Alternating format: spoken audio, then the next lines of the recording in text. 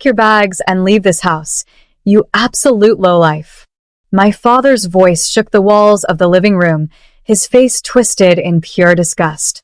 My mother stood right behind him, crossing her arms and nodding coldly as my expensive Ivy League brother smirked from the couch. They thought they were destroying me.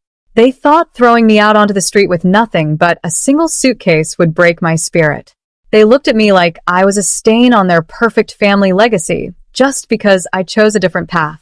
But as I calmly closed my bags, I didn't shed a single tear, and I didn't argue at all. Why? Because they had no idea I was sitting on a hidden empire. They didn't know I secretly earned $31 million. Watch the story until the end to see the look on their faces. My name is Maya, and at 24 years old, I was officially classified as the ultimate disappointment in my own household.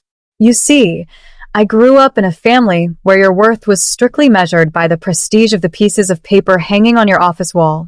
My parents were both high-achieving academics who practically worshipped corporate status, and my older brother, Tristan, was their golden child. Tristan had just graduated with a prestigious master's degree from an Ivy League university, and the ground he walked on was treated like sacred soil. Then there was me. I chose to skip college entirely, a decision that my parents treated like a tragic, terminal diagnosis for our family reputation. To them, my days spent huddled over my laptop in the corner of the living room meant I was lazy, aimless, and destined for failure. They constantly threw passive-aggressive jabs my way, labeling my work as nothing more than foolish internet hobbies. What they completely failed to realize was that while they were busy looking down on me, I was silently building something massive. I intentionally kept my financial life completely hidden from them just to maintain a fragile peace in the house. I let them believe I was struggling, letting their arrogant assumptions blind them to reality. They wanted a traditional trophy daughter, but I was quietly playing a much larger game, one that would soon leave them completely breathless. The breaking point arrived on a Tuesday evening during what was supposed to be a celebratory family dinner. Tristan had just landed a standard entry-level corporate position, and my parents were treating it as if he had been appointed to run a small country. The dining table practically vibrated with their overwhelming pride. Naturally, it didn't take long for the spotlight of celebration to twist into a weapon aimed directly at me. "So, Maya," my father started, setting his wine glass down with an ominous click. "Now that your brother is officially on a path to true success, what exactly is your plan? Or do you intend to sit in that corner inflating your delusions forever?" My mother chimed in right on cue, her tone sharp and condescending. "We've been incredibly patient, Maya, but you need to show us some real career proof or a steady financial contribution. We refuse to harbor a freeloading slacker in this household anymore." They demanded I lay out my bank accounts and explain my daily schedule on the spot. I looked at their mocking faces and quietly refused. I wasn't about to subject my hard work to their bitter scrutiny. That silence was the spark that set the room on fire. My father slammed his fists onto the mahogany table, sending the silverware rattling. His face turned dangerously flushed as he stood up, towering over me with pure rage. "That is enough," he roared, pointing a trembling finger toward the front door. "Get out, you uneducated trash. Pack your bags and leave this house right now, you absolute lowlife." Tristan didn't say a word. He just sat there with a smug, toxic smirk plastering his face. They truly believed they were ruining my life. Instead of crying, yelling, or begging for their mercy, I simply stood up from the table, looked my father dead in the eye, and quietly said, "Okay, fine." The absolute shock that washed over the room was palpable. They expected me to break down, to plead for a second chance, or to desperately defend myself. Instead, I gave them nothing but a calm, unbothered nod. I walked upstairs to my room, packed my single suitcase, and prepared to leave the only home I had ever known without a single ounce of regret. But before I tell you where I went next, I want to take a quick moment to pause our story. I am so glad to have you here with me today. Please follow my journey below with the city or country you are watching from. I truly love seeing exactly how far my story has reached across the world. The very next morning, before the sun had even fully risen, I moved out completely without saying another word to any of them. They watched from the kitchen window, their faces filled with cold, self-righteous satisfaction as I loaded my single bag into the back of a cab. They genuinely believed I was heading straight toward failure, poverty, and despair.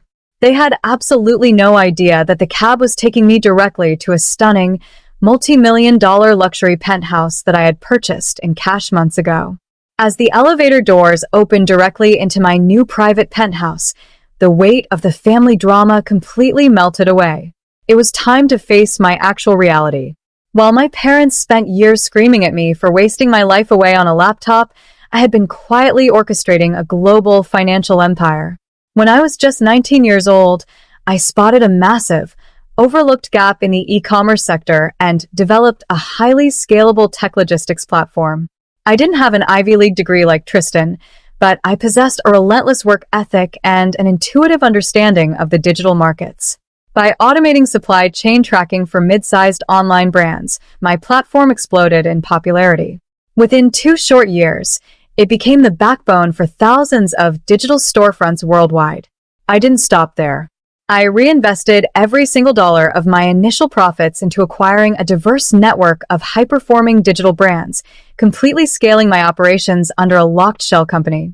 By the time my father stood over that dinner table labeling me as an uneducated lowlife, my automated systems were generating an astonishing $31 million in annual revenue.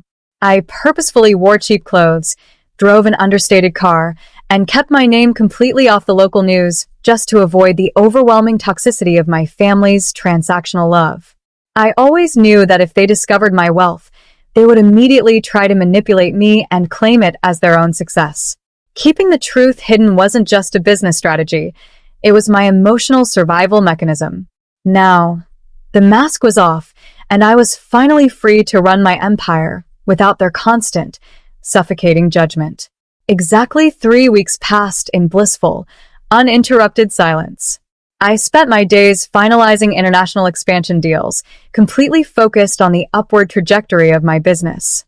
But that peace shattered on a Friday morning when my phone began to violently buzz with a steady stream of increasingly frantic notifications. There were over a dozen missed calls from my mother and a barrage of desperate, novel-length text messages from my father. Curious, I finally picked up a call. The arrogant, booming voice that had kicked me out 3 weeks ago was completely gone. In its place was a broken, trembling man. "Maya, please don't hang up," my father begged, his voice cracking with immense strain. "We need your help. The family is facing an absolute catastrophe." As I listened calmly, the grim reality unfolded. It turned out that my father's prestigious consulting firm had been secretly drowning in bad investments for nearly a year. To make matters worse, they had pinned all their financial hopes on Tristan's elite business acumen to secure a critical corporate account. But Tristan had utterly failed, making a catastrophic mistake that resulted in their largest client completely pulling out. The firm was now facing an immediate, devastating liquidity crisis. They were staring directly down the barrel of public bankruptcy, legal investigations, and the total foreclosure of their beloved family home. "We need a massive, immediate cash injection to survive the month, Maya." My mother sobbed over the speakerphone, her previous self-righteous judgment completely evaporating into thin air. "We called everyone, but the banks won't touch us. We are so sorry for what we said. We were just stressed." They still had absolutely no idea that I was wealthy. They were simply tracking down every single lead, desperately begging for any minor connection or low-level job I might have stumbled into. They were drowning, and their pride was officially dead. I quietly told them to set up a meeting with their primary venture capital prospect and hung up. The following Monday, my parents and Tristan arrived at the sleek, glass-enclosed penthouse corporate office of the mysterious venture capitalist who had agreed to hear their final, desperate plea for a bailout.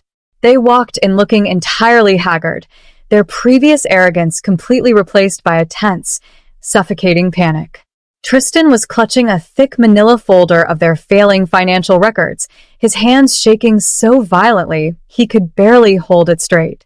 Their family lawyer sat beside them, his face pale and grim as he reviewed the brutal bankruptcy terms they were facing. We just need to convince the CEO to sign off on the emergency funding, my father whispered anxiously, adjusting his tie with trembling fingers. If they pass on us today, we are completely ruined. Right on cue, the heavy oak boardroom door swung open. I stepped into the room wearing a tailored designer suit, flanked by two senior corporate attorneys. I took my place directly at the head of the mahogany table, looking down at them with an unbothered, calm expression. The silence that instantly blanketed the room was absolute. My mother's eyes went completely wide as she gripped the edge of the table, and Tristan let out a sharp, choking gasp, his jaw dropping in utter disbelief. My father stood up halfway, his face cycling from pure confusion to absolute horror as the realization hit him like a physical blow.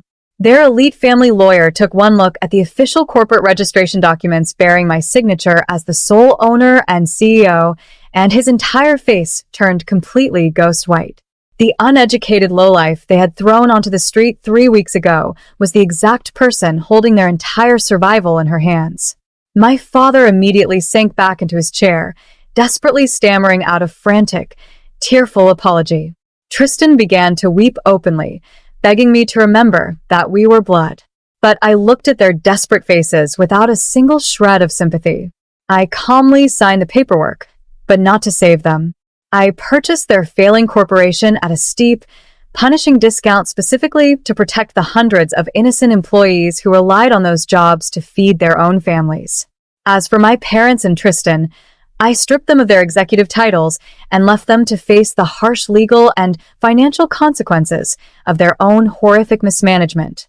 Now, I am incredibly curious about all of you who have followed my journey until the very end. What would you have done if you were standing in my shoes? Would you have saved them? Or comment your thoughts down below. Meanwhile, I am leaving 2 other incredible will definitely surprise you. Thank you so much for watching.